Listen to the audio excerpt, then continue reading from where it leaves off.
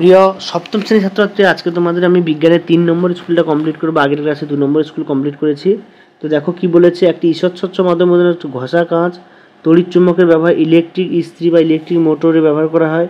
তারপরে কি বলেছে দেখো, একটি বিক্ষিপ্ত প্রতিফলন, সিনেমার পর্দায় আলো পড়লে যে প্রতিফলন সেটা বিক্ষিপ্ত প্রতিফলন। চুম্বকের জ্যামিতি ছিল 0.86। ফিলামেন্ট কী দিয়ে তৈরি? টাংস্টেন ধাতু দিয়ে তৈরি। তারপরে এটা বকখালি বায়ু শক্তি আছে। মুক্ত বর্তনী ছবি দেওয়া আছে। উদাসীন অঞ্চল, যে অঞ্চলে চুম্বকের আকর্ষণ বিকর্ষণ প্রায় থাকে না, প্রায় মাঝখানে থাকে, উদাসীন অঞ্চল বলে।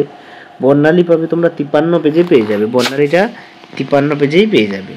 ডান স্তম্ভের সঙ্গে বাম স্তম্ভ মিলন দেখো তোমাদের কী কী করতে হবে। প্রথমে চৌম্বক দৈর্ঘ্য, উত্তর মেরু সংযোগ রেখাংশ দৈর্ঘ্য। সৌরকোষ দেখো, সৌরকোষ হবে সোলার কুকার। তারপরে কি বলেছে দেখো, প্রাকৃতিক বর্ণালী হচ্ছে উত্তর মেরু সঙ্গে সরল রেখাংশ। তারপরে তারের পরিপাক বৃদ্ধি, তারের পাক সংখ্যা বৃদ্ধি। এখানে কী হবে? তড়িৎ চুম্বকের শক্তি বৃদ্ধি। এলইডির পুরো নাম হচ্ছে, এখানে এলইডিটা কী দিয়েছে, এই যে তড়িৎ ও আলো ও তাপ শক্তি রূপান্তরিত করে।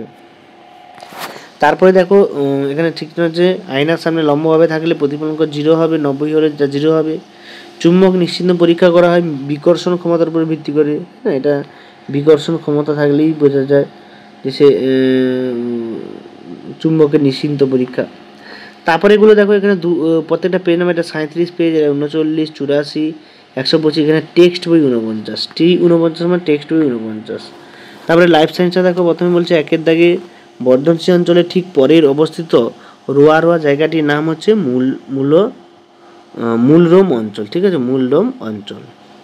কাণ্ডে যে জায়গা থেকে পাতাশাখা বেরোয় তাকে বলা হয় পর্ব, এবং ফুলে যে অংশটি পরিণত হয় সেটা ফলে পরিণত হয় কোনটা? ডিম্বাশয়।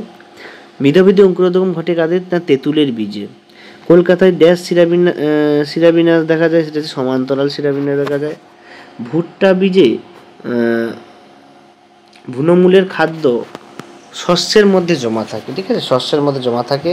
স্ত্রীস্তবকের একক হচ্ছে এখানে গর্ভপত্র, আর বীজস্তকের বাইরের স্তর হচ্ছে কটেক্স।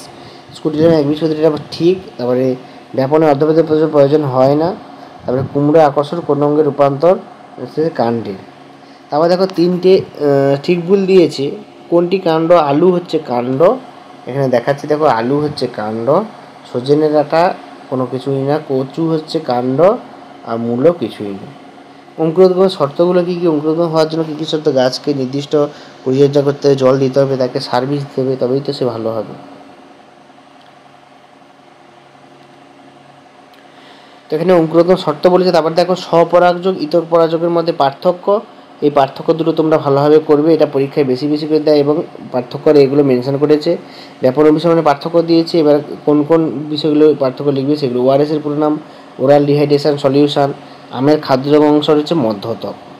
তো এই হচ্ছে টোটাল তোমাদের ক্লাস 7-এর 3 নম্বর স্কুলটা। তো এই পরের ক্লাসে আমরা 4 নম্বর স্কুলে আলোচনা করবো। আজকে এই পর্যন্ত, সকলকে ধন্যবাদ।